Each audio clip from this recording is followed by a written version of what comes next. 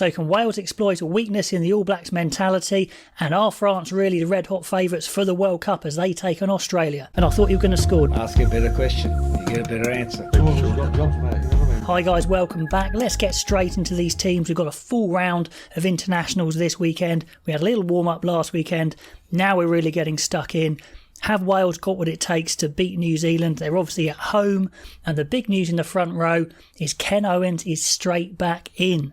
35, I think he is now. Been out for ages. Straight in over Ryan Elias. That's got to be a bit painful for Elias, but they're going for the experience. Is it the right call? I don't know. I think it's a little risky, to be honest. I probably would have done it around the other way, but we'll see. Second rows, Rowlands and Beard are nailed on the second rows these days. Even with Alun Jones in the frame, he only gets to sit on the bench. They are the number ones, if you like. The back rows exactly how I wanted it in my previous video, so that's great. Tipuric's the captain and at 6. Rafael at 7. Sure, they're both potentially open sides, but we've got a lot of speed. They think New Zealand are going to play fast, and I'm sure they're certainly going to try to. And then we've got the ultimate all-rounder in Faletau at 8, so I think that's their best back row they could put out. Is the front row going to be good enough? We'll see. Big call, I think, for Ken Owens there.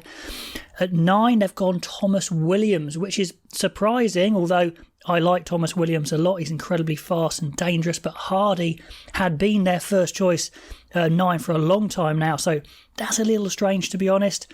Anscombe's at 10, which is good. I think he's their best option at 10 without Bigger. Centres, great news. George North is fit, so he can team up with Tompkins, which I believe is their best centre combination. In the wings, they've had to go in with Dyer there. He's uncapped. He's a good player, but starting your first international against the All Blacks, that's a huge shout. Will they be testing him with some kicks, etc.? We'll see. So that's a baptism of fire. Liam Williams, we know, is out, but luckily they have the experience of Halfpenny back in. Interesting to see what he's like compared to what he was like before, now he's come back into the international scene, closing in on 100 caps. Into the replacements, like I mentioned, Elias is there on the bench this time with Smith and Lewis. Alun Wyn-Jones is the experience off the bench. Is he an impact player? That's something I'm going to be watching in these internationals. Schwinzler's there, who I think is a real prospect. And physically, he looks like he's matured a lot this year. I expect him to be really good. Hardy's going to be annoyed he's not starting. Priestland's the 10 cover. And Watkins the outside backs cover. Is it going to be good enough to beat the All Blacks? Now let's have a look at the New Zealand side, and on paper I think it's a fantastic team, and I'm a little confused why the New Zealand media pundits are really not confident at all. They think they might lose some games. I think it is a psychological issue for the New Zealand team in general. They can be a little bit vulnerable. I think they start a bit too fast. I think they need to build into the game because I think they've got the players, and I just think they don't need to push it so much, but we'll see how they approach this. I expect them to start crazy fast. I'd like them just to build into it a bit more, but anyway, I don't think that's the All Blacks way. Let's have a look at the team. Ethan de Groot is there. Is it de Groot? Let me know how you pronounce it. Taylor starts at hooker. That's a big surprise. I don't know why they're not starting Takiaho. I mean, he played last week, I guess, but he's by far their best hooker. Coles is out injured, so I'm a little surprised on that one, why you wouldn't have your best player starting to start the tour. Don't know. Lomax is there at the tight head. Retallick is out suspended, which is a big blow, but luckily Scott Barrett has come back in from injury at the right time, so they have plenty of experience there, although the height, that frame in the line out of Retallick is going to be missed for sure. Whitelock's the captain. Frizzell is at 6, and it looks like he's pretty much got that spot now. A good tour. I think he's their starting blind side. Again, add some size in the line out. Papali'i gets a chance because surely Kane would have started if he was fit, but he's injured. So is this the chance Papali'i needs? Surveyor is the man at 8, of course. Smith and Mwanga are the halfbacks who look pretty settled. I don't think they're going to be disrupted too much if there's no injuries. Into the centres. This is interesting. The way they laid out the actual squad when it was announced initially, it looked like Geordie Barrett was kind of in the squad as a back 3, but he's now getting a start at 12 again. And he was fantastic in the last game of the Rugby Championship at 12. He's got an all-action mentality that probably suits getting stuck in the centres, maybe even better than 15, although obviously he's a great 15. But it's a good combo with Rieko Ioane. It's very dangerous, good defensively, creative. I like it a lot. The wings, you've got the power, of course, of Clark, who's been in good form. They're a main attacking threat. Got to keep an eye on him. Will hold defenders if he's not used. I love him hovering around the playmakers in and around 10. Severis is a great finisher. Bowden Barrett caps it off. All 3 Barretts back in the side. He'll be their replacement fly half. I'm sure he'll come in and play a bit of fly half anyway, left and right, etc., taking it in turns in phases.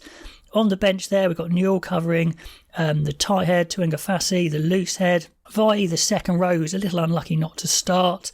Akira Ioane, the back row. Webber gets a crack at 9. I'm not sure he's really fighting out for the first choice.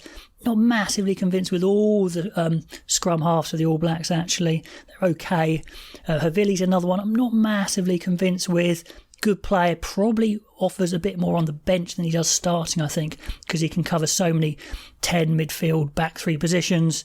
Anton Leonard-Brown, the defensive centre on the bench, which is interesting. Good player, definitely got a chance to break back into the starting 15.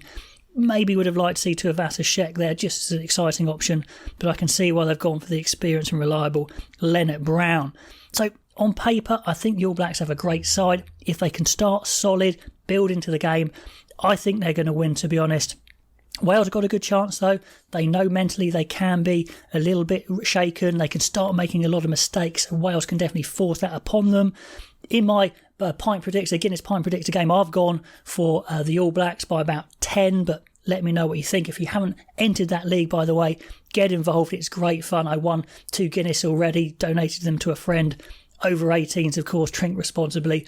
All the rules on the side there, Fanzu app. Put the code ANALYST in, get stuck in. I think I'm going for the All Blacks. I do think they have the team, the players on paper to do it, but I'm sure Wales are going to give absolutely everything. And if they can rattle these All Blacks, it's going to be very interesting to see how they respond if they start getting to that spiral of errors. Then on to France and Australia. France are highly fancied, and rightly so. They've got a great team. They've been playing really well. Australia have been a bit up and down. They've started their tour already. They've got a long tour. They'll be balancing their players game time. Can France hit the ground running? If they can, I'm predicting it as a win for France by about 10 again. My Pint Predictor League, I've put that down, I think. Bailly, Marchand, Antonio, pretty much their first choice. Marchand is a fantastic player, hooker, all action. Bailly is a great prop as well. A bit more athletic in the second row, and a bit younger as well. Wokey's partnered by Flamand, both incredibly agile and quick. So maybe they lose a tiny bit of hitting power than they have in the past, but definitely up at the athleticism. I love Jalanche there at 6. He is an all-action player. Olivon's got a lot of height as well, adds to the line out. We know Aldrit is a fantastic 8 around the park. Interesting, Dupont is captain, probably the best player in the world, most would say, alongside Intermac. So that is the dream team back together. He's got Intermac outside him, the absolute beast that is Dante, and then a professional Fiku does a bit of everything. Moefana, more of a centre, is on the wing again, very powerful, very nasty runner. The classy Pinot on the other wing, and the talented all-rounder Ramos, 15. Okay, on to Australia. Like I said, a little bit of juggling with their resources. Starting off in the front row, we've got Slipper, Parecki, and Tupu is the change for Alatoa, who I think is injured. Tupu, we haven't seen the best of him recently, but we know he's a great talent. Can he hit the ground running in this game? Good chance. Parecki, he's okay. I'm not convinced. I'll be watching him carefully. Slipper is the established captain now. Hooper's in the team, but they're letting him just get back into it and play. I think maybe they'll stick with that arrangement anyway. Same second rows. Holloway can go to 6 again. Hooper was quiet last week against Scotland. Will want to be back to his best. Their best forward has been Rob Valentini at 8. Just the absolute go-to power carrier. He's been great. White gets a chance to start. He had a good impact versus Scotland. He'd lost his first choice spot, so he'll be desperate to get that back. A player who I wasn't convinced about last week was Foley. Very lateral in attack, going across the pitch. If they invite that French swarm defence, the Shaun Edwards defence, onto the attacking line, could be in big problems. He's got to go a bit straighter and be a threat himself, which he can do. They've beefed up a bit at 12 with a Fiketti there up against the massive Dante as well. That's going to be a great matchup. Then we've got Lennox Tau at 13, Kellaway and Wright on the wings again, and a new 15 in Jock Campbell. Don't know a lot about him. Wasn't convinced by Banks last week, so I think that's fair enough. Then on the bench, the big name there is Skelton. Big in name and nature. France will know all about him because he plays in the top 14. Samu, Gordon, Paisami, good impact as well off the bench, and the reliable Hodge there as well. So let me know how you see it going. I really think France are going to do this one at home, hit the ground running, get going. Australia, they've had a lot of games. They played last week. I think they should be better than last week because they were poor last week, so it could be an absolute cracker of a game. But I'm still predicting France by about 10. Let me know what you think of all these teams for these two games, guys. Pop your comments below. Join that league if you haven't, Guinness Pint Predictor on the FanZoo app. Get involved, code analyst, and I'll catch you guys next time.